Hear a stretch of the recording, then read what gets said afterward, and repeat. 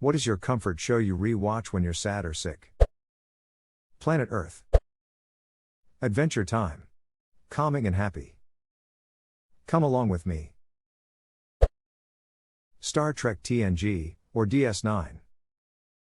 It's the background hum and carpeted wall panels that does it for me. Hey, I got this for you. I spent many years on a Star Trek roleplay sim in Second Life. I made it all the way up to Fleet Captain. Sometimes, when I'd had a particularly bad day in real life, I'd beam up to the space station, board my ship, and just sit there listening to the hum and beeps. There was a different sound when the warp core was engaged, but of course can't do that while at dock. Unless the sim was empty, then naughty little me would slip out of character and flip on the warp sound just to sit and listen to it for a while until my mind cleared.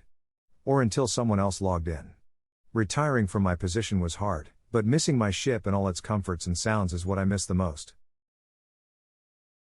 I played a lot of Elite, Dangerous, and one of my comfort habits in that game was to find the most deserted planet or asteroid belt I could and park myself in there, and slowly flip off all the systems one by one and listen how the background hum dies down.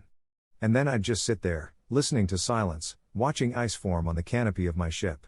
The game is not without flaws, but 1010 for immersive sound design. Regular show, never disappoints and always gives me a nice good laugh. Thank you everyone for the rewards, I really appreciate them. It makes me happy to see Regular Show still has some loyal fans like you all. Also, doing my best to reply to you and like your comments. It's a jolly good show. Smile. Arrested Development. Reminds me of my family when I'm away from them. That's not a family, that's a bunch of people who have our nose. And Aunt Lindsay. She's not my real aunt? That's not her real nose. Teresa, picture of her at 12 in a swimming cap, she looks like a falcon. Whose line is it anyway? This. Ryan and Colin's comedy chemistry just makes me feel warm whenever one of them breaks character by laughing. Any Simpsons episode from seasons 3 to 9. Edit. First and foremost, thank you for the awards. Secondly, it seems everyone has a lot of opinions about this spectacular show and what seasons are to be watched. Imho, those seasons, to me, are the ones that I will still watch to this day, and almost 30 years later I will still laugh until my sides hurt. Season 2, as many of you have pointed out, has some great episodes, but those are more feel-good moments with humor thrown in. Seasons 3 to 9 are what I watch if I am depressed and need to laugh. As for the person that said all of those seasons suck, I quote Homer after Moe says he feels Homer is taking unfair advantage of his generous offer of free peanuts. Shut up. I watched The Simpsons nearly every night on TV throughout my childhood.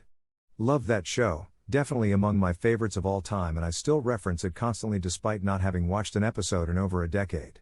There were the reruns between King of the Hill, Malcolm in the Middle and other shows that I'd watch every night, and we'd watch the new episodes as a family. I can't wait until my daughter is old enough to watch it because I haven't watched The Simpsons since then and I want to do a re-watch of the whole show with her. I'll understand a whole lot more of the jokes now as an adult. When I was on maternity leave, they did a run of every Simpsons ever. It was on all the hours we were up with the baby. Which felt like 247 those first couple of weeks. There was no point in keeping any kind of time anyways. 6 a.m., Simpsons. Noon, Simpsons. Midnight, Simpsons. Malcolm in the Middle. Scrubs. Gravity Falls. It never fails to make me feel better, especially when I notice something I didn't see before. The It Crowd. What We Do in the Shadows for sure. It's Always Sunny in Philadelphia. Archer. Flight of the Conchords. So comforting. Hey there Brett, I see you're looking down. Don't want to see my little buddy down with a frown. Just because I get more women than you, well that's only because they don't know you like I do. Trailer Park Boys. It's so stupidly funny. Edit, I'm loving the responses. Saving this post when I need a quick pick-me-up. That's the way she goes. Sometimes she goes, sometimes it doesn't. She didn't go. That's the way she goes. One man's garbage is another person's good on garbage. Getting two birds stoned at once. I'm sorry Dad, but there was nothing I could do. The Flames were ducking golfing. The Good Place. Jason figured it out? Jason? This is a real low point. Yeah, this one hurts. Every time I have a problem, I throw a Molotov cocktail at it, and boom. I have a different problem.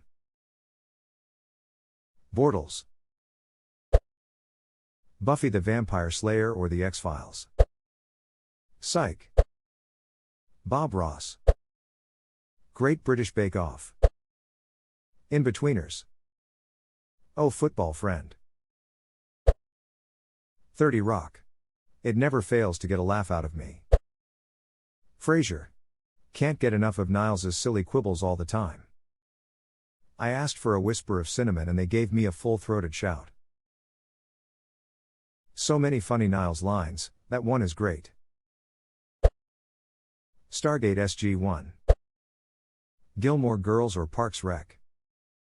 Gilmore Girls, absolutely. It's the warm blanket of TV shows, at least to a certain segment of the population.